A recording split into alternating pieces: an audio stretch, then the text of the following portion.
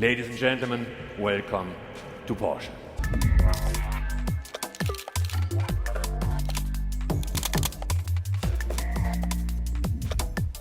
Prices of Porsches are falling and the market is crashing. What's up, gearheads? Today's scoop is all about Porsche and how its market has been on a wild ride that's finally hitting a speed bump. You've seen it, the sky-high prices for even the most average models. And if it had a hint of being special, skyrocketing to the stratosphere. For some, it's been like hitting the jackpot, and for others, a relentless hunt for deals turned into a saga of disappointment. But here's the kicker, the bubble seems to have popped. We're diving deep into the Porsche pandemonium today, tracing the origins of this frenzy, unpacking why the market boom couldn't last, and peering into what the future holds for Porsche enthusiasts. So make sure you're seated comfortably with your favorite beverage in hand.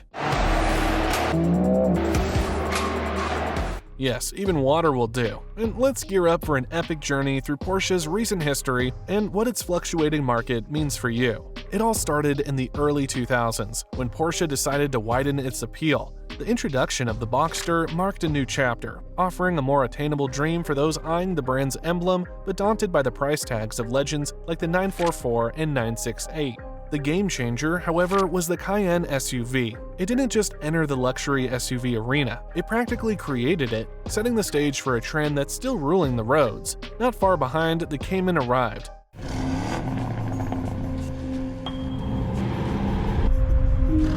Serving as the hardtop sibling to the Boxster and completing Porsche's trifecta of accessibility, thereby broadening its fan base like never before. However, the Panamera remains a head-scratcher. Launched in the mid-2000s, it wasn't exactly a runaway success. Regardless, Porsche deserves credit for venturing into uncharted territory, a quality many car companies lack. Despite this diversification, one constant remained, the iconic 911. Not only was it a joy to drive, but it also offered unexpected financial benefits.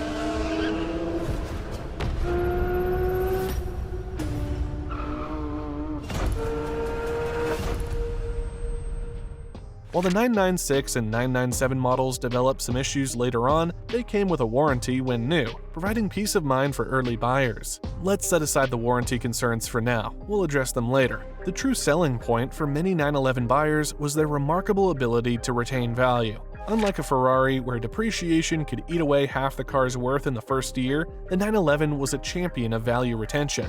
This, coupled with its surprising practicality, usable year-round, with modestly sized back seats and a decent trunk, made it a popular choice. Porsche offered a 911 for every taste.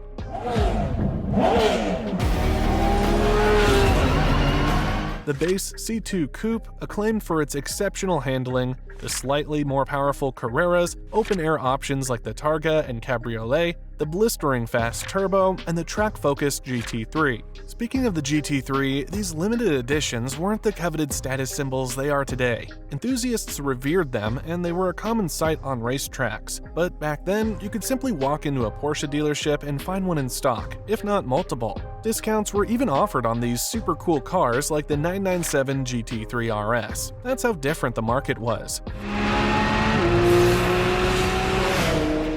In fact, Porsche has historically enjoyed a healthy profit margin on each 911 sold, significantly higher than most competitors. This financial security allowed them to maintain the 911's unique character without resorting to copying others. While some may have grumbled when the Boxster and Cayman shared components with the 911, these models ultimately played a crucial role in Porsche's continued success.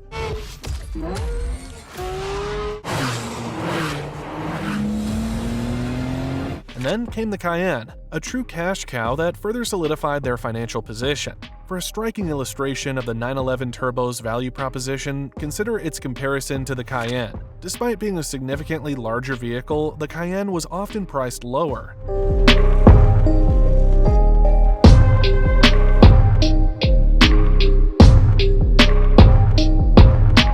In essence, the 911 Turbo offered a compelling alternative to a Ferrari. It matched or even surpassed the Ferrari in terms of performance, yet it was typically more affordable, readily available, and less expensive to maintain. Furthermore, depreciation was minimal, and you wouldn't be subjected to dealer markups. However, a shift occurred in the 2010s. The Dieselgate scandal delivered a significant blow to the industry. While Porsche's reliance on diesel wasn't as substantial as that of other manufacturers, its ownership by the heavily impacted Volkswagen presented a challenge. VW faced a hefty fine and required a rapid influx of cash. By around 2020, panic gripped car dealerships. Fears of a used car market collapse gripped consumers who had recently purchased vehicles at premium prices. The apprehension was that these cars would soon become worthless. Some individuals even opted to sell their cars at a loss simply to exit the market. Desperate dealers resorted to fire sale tactics, unloading a significant volume of cars at deeply discounted prices.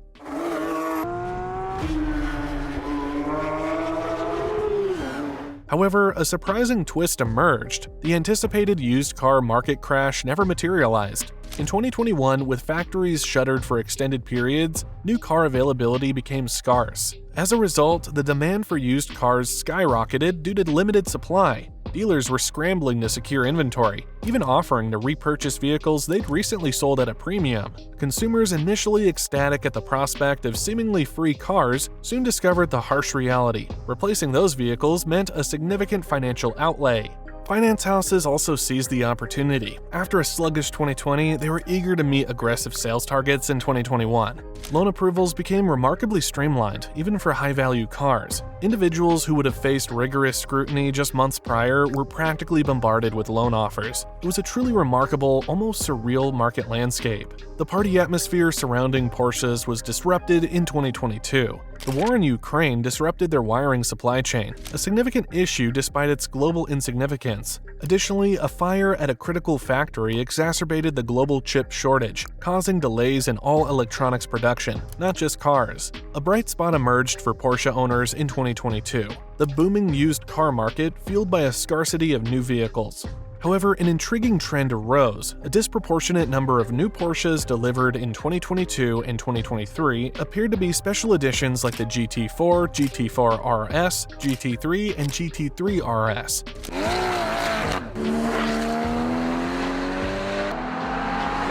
Facing limited production capacity, Porsche strategically focused on the high-margin GT models. This approach likely yielded additional profits by capitalizing on the inflated used market, where these cars were fetching prices well above MSRP. In essence, Porsche dealers had the potential to double their profit on a single car. To substantiate this focus on Porsche GT models, let's explore some data from AutoTrader UK. Their website allows us to filter listings by specific model variant, offering a valuable breakdown. Currently, there are over 7,000 Porsches for sale, with 2,448 being 911s.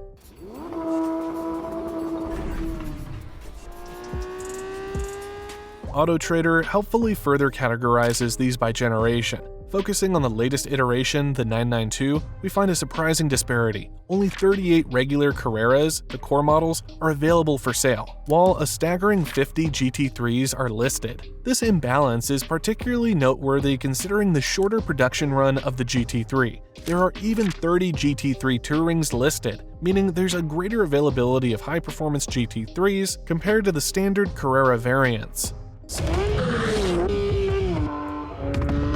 The only car with a higher listing count is the Turbo S, another high-performance and premium-priced model. These cars are experiencing significant markups compared to even a year ago. A friend of mine recently attempted to buy back his old GT3 only to be met with a staggering price increase 2 years later. It costs substantially more. This personal anecdote perfectly illustrates the market conditions I described for 2022. Further solidifying this trend is the Porsche 991 GT3. Just 18 months ago, securing one for under £100,000 was practically impossible. Today, listings hover around £89,850, with some dipping below £80,000. However, a new factor emerges. I recently installed a Chrome extension that tracks historical pricing on AutoTrader. To delve deeper, let's examine a specific 911 GT3 listing and utilize this price tracking tool. The Porsche market in 2022 and 2023 witnessed a fascinating phenomenon. due to limited new car production, used car prices experienced a dramatic surge. Interestingly, Porsche seemed to capitalize on this situation by prioritizing the production of high-margin GT models. This strategic move likely resulted in a double win for dealerships. Strong sales of new GT cars were further amplified by inflated used car prices for these very models. By leveraging price tracking tools, we can delve deeper into this trend and analyze its full impact. Will Porsche maintain its focus on high-performance vehicles, or will the market undergo another shift?